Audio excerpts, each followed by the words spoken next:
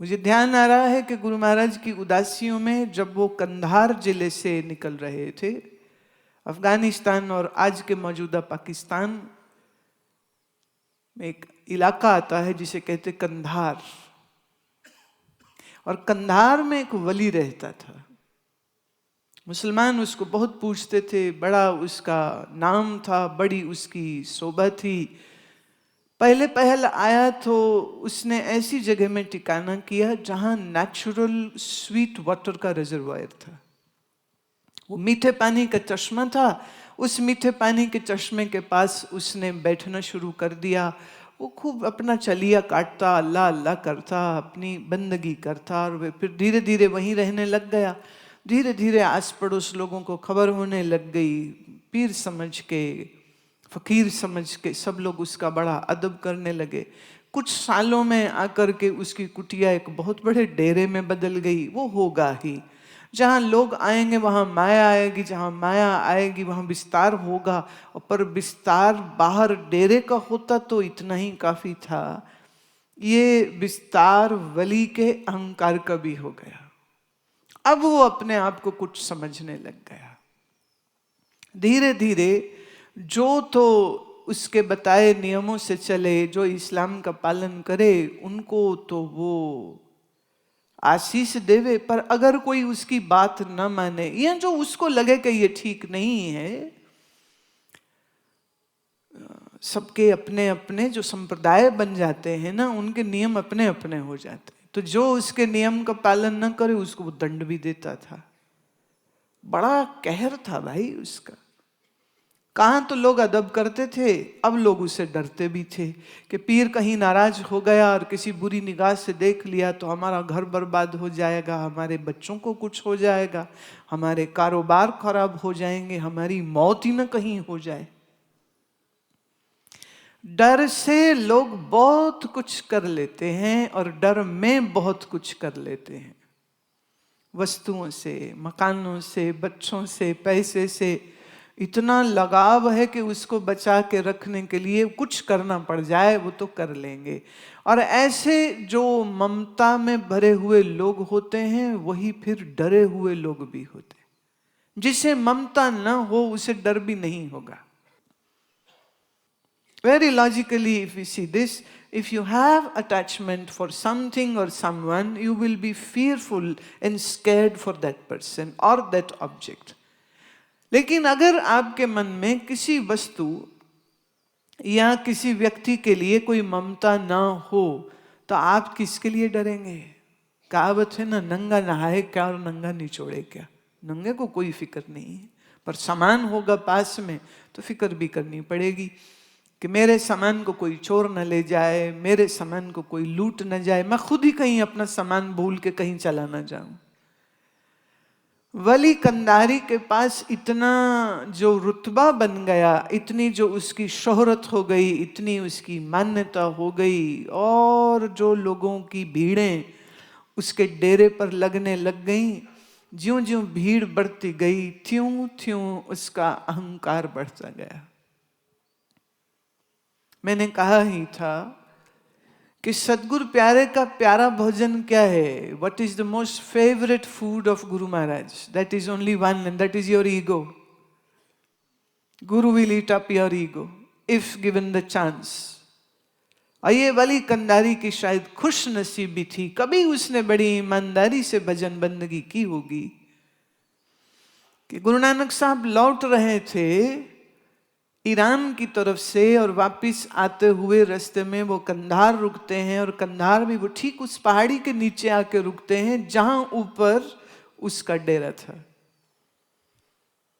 अब बाबा जहां बैठेगा वहां कीर्तन होगा।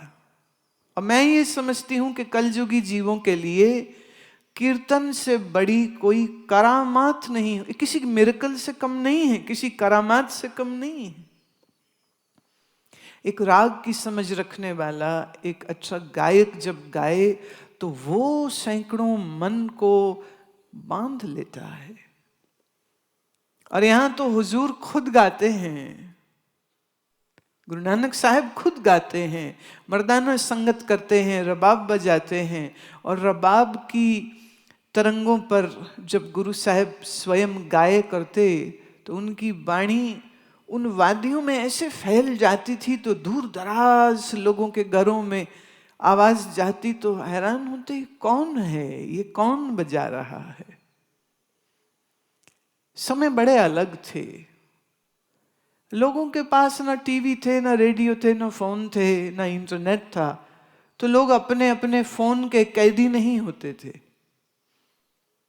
और ज्यादा कुछ बाहर बाजारों में भी इतना सामान नहीं होता था कि खरीदो फरोख्त में लगा रहे। तो बहुत जल्दी लोग भोजन करके अंधेरा होने से पहले ही खा लेते, और अब चुप है, शांति है। और ऐसे में जब वो रबाब की तरंगे और गुरु महाराज की वाणी गूंजती थी तो खिंचे चले आने लग गए। 2 आए, 4 आए, 6 आए, 8 आए, 10 आए, जो आए तो वो बस बैठ जाए और बाबा के उस रूहानी चेहरे को देख के, गुरु महाराज के उन मीठे स्वरों को सुन के ऐसे मस्त हो जाते। फिर पूछते कौन हो आप, कौन हो और कहां से आए हो, यहां के तो नहीं हो आप। और गुरु का इंट्रोडक्शन देने का काम ज्यादा करके मर्दाना जी करते थे। और मर्दाना कहते ये हमारा गुरु बाबा नानक है, नानक जो अनेक नहीं, जो एक से मोहब्बत करता है। ना अनक, अनक माने अनेकता जिसमें नहीं, जिसके मन में अनेकता नहीं है, जो लोगों को बांटता नहीं है, जो भेदभाव करता नहीं है, जो मजहबों, जातियां, भाषा और देशों की सीमाओं पे किसी को शिकंजों में कस के ये अच्छा ये बुरा ऐसा कोई लेबल नहीं लगाता है। कौन है ये, इनका नाम नानक है। तुम कौन हो, मैं मर्दाना हूं, अच्छा तू मुस्लिम है। तुम कौन हो, मैं बाला हूं, अच्छा अरे तू तो हिंदू है। ये कैसा पीर हुआ, हिंदू भी साथ में है, तो तू ये तुम्हारा बाबा मुस्लिम है कि तुम्हारा बाबा हिंदू है, कौन है ये। और वो कहते 5 तत्व का पुतला नानक रखया नाम। शरीर 5 तत्व का है, मनते किसको है, किसको मानते हैं, अल्लाह को मानते कि राम को मानते हैं, किसकी बंदगी करते हैं। और साहब कहते राम जिसको तुम कहते हो अल्लाह उसी को कहते हैं, और मैं उसी को निरंकार कहता हूं, और उसका नाम सत्य है, और सारे नाम उसके हैं, सारे नाम उसी के हैं। प्यार से तुम किसी नाम को ले लो, 52 अक्षरों को जोड़ के, गुरुमुखी के 52 है, तो 52 अक्षरों को जोड़ के आप जो नाम बना सकते हो वो नाम परमात्मा का ही होगा। इसलिए ये मत पूछो कौन सा नाम अच्छा है, सब नाम अच्छे हैं, सारे रूप अच्छे हैं और सब खूबसूरत है। पर इतनी ज्ञान विज्ञान की जरूरत किसको, जिसके सामने आप हजूर बैठे हों और उनका वो पवित्र दर्शन आंखों से हो रहा हो, तो वहां सवाल कौन पूछता है। संगत लगी होने, रोज शाम बैठ जाते, महाराज सुबह में भी कभी गा लेते, कभी संध्या को भी गा लेते, और वाणी उनकी ऐसी जो सुनते वो बस पहुंच जाते। धीरे धीरे धीरे धीरे हुआ ये कि लोग डेरे में कम जाने लग गए, क्योंकि डेरे में कुछ शिक्षा नहीं थी, डेरे में कोई ज्ञान नहीं था, वहां सिर्फ डर था। और यहां गुरु महाराज ने अपने मुखार बिंद से ये बात कही, ऐसा हमारा सखा सहाय परमात्मा हमारा दोस्त है, उससे डरते नहीं हैं। सखा है, सहायक है, गुरु हर मिलिया भगत दृढ़ाई। ए संतो अपने मन में भक्ति को दृढ़ाओ। एक ने कहा नहीं, हमने तो सुना है कि अल्लाह नाराज होता है और फिर वो जहन्नुम में डालता है, और जहन्नुम में एक बार गए तो बस गए, और बड़े कष्ट होते हैं और बड़े तकलीफें होती हैं। महाराज कहते हैं आप करे सच अलख अपार, करता परमात्मा है, और वो क्या कुछ कर सकता है उसको वर्णित नहीं किया जा सकता है, अलख, जिसकी लखना न की जा सके। लखना अर्थात हिंदी का शब्द लक्षण, जिसको किसी लक्षणों से हम सीमित नहीं कर सकते, वह अलक्षित, अद्वितीय, अनिर्वचनीय परमात्म सत्ता के, ये जो सारी सृष्टि है जो तुम देख रहे हो, जिसमें हम तुम सब जीव रह रहे हैं, याद रहे इस सृष्टि में जी रहा हर जीव, भले ही कितना बड़ा पापी हो। महाराज कहते हम पापी तू बख्शनहार। भले पाप किए हो पर बेफिक्र रहना, वो बख्श देता है, वो रहमत करता है, इसलिए रहमान नाम है उसका। अच्छा, हम तो डरते ही रहे उससे, तो गुरु बाबा ने लोगों को मोहब्बत करना सिखाया। सदगुरु नानक ने इस सारे हुजूम को जो अब उनके पास मोहब्बत से आने लग गए, उन सबको बैठना सिखाया, सत नाम का जाप करना सिखाया, बंदगी करना सिखाया, बैठ करके एक साथ मन को जोड़ना सिखाया और अपनी चित्तवृत्ति को उस अलख अपार के श्री चरणों में मन लगाना, ये भी महाराज ने सिखाया। और ये सब सीख रहे हैं और लोगों के दिलों में ऐसे ऐसे प्रेम और श्रद्धा की भावनाएं बढ़ती गईं। वली को गुस्सा लगाने कि ये धीरे धीरे जनता कम क्यों हो गई है। चेलों ने बताया, महाराज नीचे कोई बाबा आकर के बैठा है,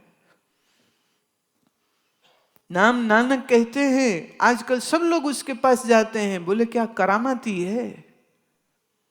करामात मतलब चमत्कार करता है क्या? मेरे से ज्यादा बड़ी चमत्कार कर सकता है क्या? मेरे से ज्यादा बड़ी साधना उसने की है? कहते हुजूर ये तो पता नहीं, पर इतना सुना है कि जब गाता है तो बहरे भी झूमने लग जाते। वली कंधारी ने अपने मन के द्वेष को पूरा करने का एक तरीका सोचा, और वो तरीका ये था कि मीठे पानी का जिस चश्मे पर पूरा वो इलाका निर्भर था, उसने उस चश्मे के ऊपर बड़ा सा पत्थर रख दिया। अब इस चश्मे का पानी बह करके नीचे नहीं जाएगा, जहाँ से लोग अपने पशुओं की प्यास बुझाते, अपने घर के लिए पानी भर के ले जाते। पानी तो जान है और प्राण है, और वली कंधारी ने उस पानी के प्रवाह को रोक दिया, चट्टान बड़ी सी रख दी। अब लोग त्राही त्राही करने लग गए। भाई क्या हुआ? बाबा नानक तक बात पहुंची। गुरुदेव ने कहा, मर्दाना जाओ जाके बात करो, भाई फकीर आदमी है, लोगों को दुख देना अच्छी बात नहीं है, जाओ जाके समझाओ। मर्दाना 1 बार गए, 2 बार गए, 3 बार गए, 4 बार गए, पर अहंकारी आदमी कहाँ सुने, वो सुनता नहीं है। सब प्रेमियों ने आकर के कहा कि महाराज अब क्या करें, अब तो यहां रहना मुश्किल हो गया। महाराज ने कहा कि चिंता मत कर, चिंता छड़ अचिंत रहो, चिंता मत करो। जिन उपाय मेदनी सोई करदा सार, कट कट मालिक दिला का सच्चा परवरदिगार। कर बंदे तू बंदगी जिचरे काट में साहा। उस परवरदिगार पर विश्वास रख, तुम चिंता मत करो। जिसने सृष्टि को उपाया, जिन उपाई मेदनी, जिसने इस माया रचित जगत को बनाया, सोई करदा सार, वो तुम्हारा ध्यान वही रख लेगा। महाराज कैसे? कथा ये कहती है, पाई बाले की साखी ये कहती है कि गुरु महाराज ने अपने हाथ से एक पत्थर उठाया और झरझर करके वहीं भी झरना आ गया। नेचुरल स्वीट वाटर्स उस स्थान से निकलने लग गए। आप कह सकते हैं चमत्कार, आप कह सकते हैं कि महाराज को शायद मालूम था कि जो पानी ऊपर है वो पानी नीचे भी तो होगा। तो इस इलाके में कहाँ कहाँ पानी, तुम जैसे समझना चाहो, तुम्हें चमत्कार समझना है बहुत अच्छे। तुम कहो महाराज प्रकृति को समझते थे, मेरे को तो वो भी स्वीकार है। पॉइंट ये कि लोगों की जरूरत पूरी हो गई। पानी से जो प्यास और तड़प, जो तकलीफ थी, वो सब तकलीफ महाराज के इस नए पानी के सोमे की वजह से पूरी हो गई। वली कंधारी तक जब ये खबर पहुंची कि अब तो नीचे भी एक पानी का चश्मा हो गया, पानी पर ही तो मान था ना उसको। अपनी बंदगी के कारण तो वो लोगों को अपना न बना सका, पानी की वजह से उसने अपनी एक हुकूमत बनाई थी। अब वो हुकूमत कैसे चलाएगा? तो गुस्से में आकर के उसने पूरा जोर लगाया और एक बड़ी सी चट्टान पहाड़ से ऊपर नीचे को फेंकी, जहां नीचे गुरु बाबा नानक बैठे हुए थे। वो चट्टान जो ऊपर से गिरी है, महाराज का कहते हैं हाथ उठा और उस हाथ के लगने पर वो नीचे ढलकती हुई चट्टान ठीक उसी जगह पे रुक गई। वो गिर रही चट्टान जो है वहीं आकर के ठहर गई।